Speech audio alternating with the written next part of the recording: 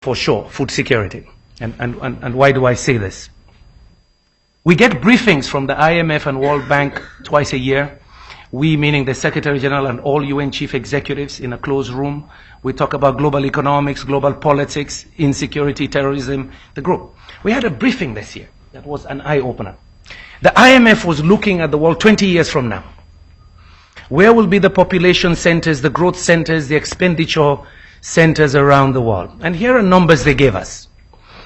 They predict that in 20 years, you're going to have about 2 to 3 billion people moving into the middle and higher income brackets in emerging economies, mainly in Asia. And so they decided to disaggregate that. Where would be these locations? And they said, okay, let's take food. Let's leave out all the other consumers. Let's just take food. What will these people be consuming in 20 years? And they said, we compare that with Japan, Korea, and others when they made that transition, when their income levels hit $3,000, $5,000, $6,000 per head. What was the consumption pattern? So they went and broke it down. Food, proteins. How do we produce? Where will be the production centers? So conclusion. They said to us in the briefing, the days of cheap energy are gone. The days of cheap food are gone. They said, but you know something? That population, 2, 3 billion, with purchasing power, they're going to need more televisions, more refrigerators, more of everything. So huge commodity demand.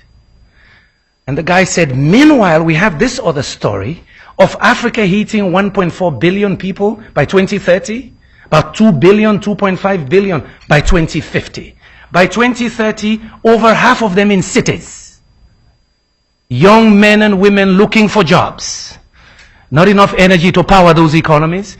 That migration is preceding industrial transformation in those economies. In other parts, you had the industrialization moving people moving into this. This one is preceding. So you see it in Freetown, you see it in Lagos and in Addis. What are we going to do? Will they afford food? Anyway, that's the context we are. That's why I believe this work is important. I put this team together about 4 or 5 years ago because I had people talking about food security in the old style. These economies in Africa have to deal with food security, jobs, urbanization all at once today. And then you have the big risk multiplier, climate change. Messing up everything. All the predictions, business as usual. Yields will go down by 50%. There will be climate refugees in Africa moving around because there's flooding and so on. How do you as a government deal with all of this today? If we just look at food security as just increasing production on the farm, you need to link farmers to markets. You need to have food distribution systems in the cities. You need to feed that population. But you need to create jobs. The Arab Spring is about jobs. I did a piece in March in Project Syndicate with the Minister of Trade and Industry of South Africa. We called it South of the Revolution. We were sitting in Algeria in March because we were there in Libya in November watching everybody kissing Gaddafi. And then in March we found ourselves there. And we said, could this happen down south? So we wrote this piece and we wrapped this together. Agribusiness, jobs, and beneficiation, they call it in South Africa, adding value. So this book is about value addition. How do we begin to add value to Africa's production? To create jobs and wealth? How do we change the discussion in Africa from just poverty reduction to wealth creation? Because then you talk about competitiveness. Then you talk about trade. Then you talk about productivity and infrastructure. So it is that holistic approach that we really advocate for. A few years ago, this was the first report we did with Paul Collier and his colleagues at the Center for the Study of African Economies. The title is Industrial Development 2009, Development Report, Breaking in and Moving Up, looking at the bottom billion. Here we argue a lot about structural change, helping these economies move into labor-intensive production systems, which means you need the infrastructure, which means you need energy source. They must comply to international production and environmental standards in their production system. So the whole issue of sustainability in the presence of climate change that they're not guilty of, but they have to deal with because the impacts are there immediately on them. It is in that context we believed, as you look at structural change, that agribusiness is one of the most promising areas. You attack food security, you attack jobs, and the realization that our children are moving into the city. My last 2 points. Just to give the context, these colleagues will show you the pillars, the 7 pillars we've developed. The stories are not new. We're putting them together just to say, you better bring it back in the middle of the whole discussion. It's not either or. You must look at the business side and value addition and what will make it move in this current context.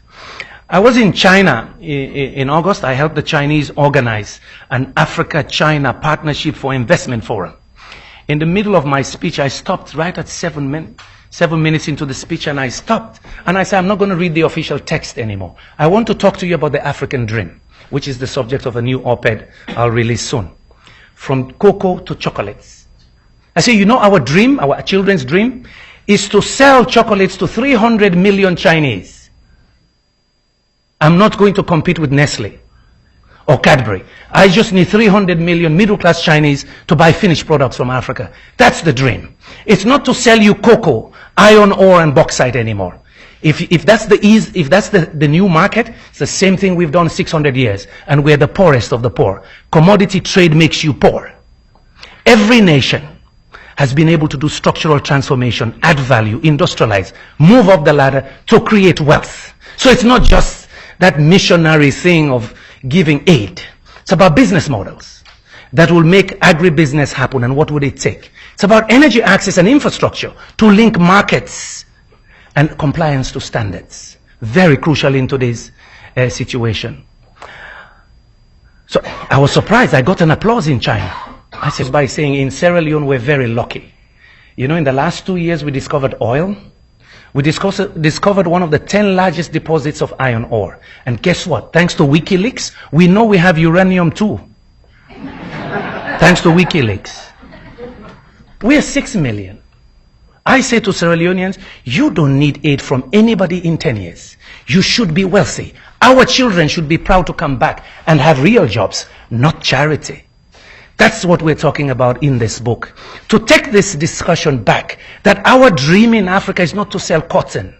To do cocoa, you pick it from the tree, you put it in the sun, it dries up. That's old-fashioned. That's 100 years ago. Today we want to make chocolates. We want to make garments. And yes, if we can, we want to make aluminum too. Thank you very much.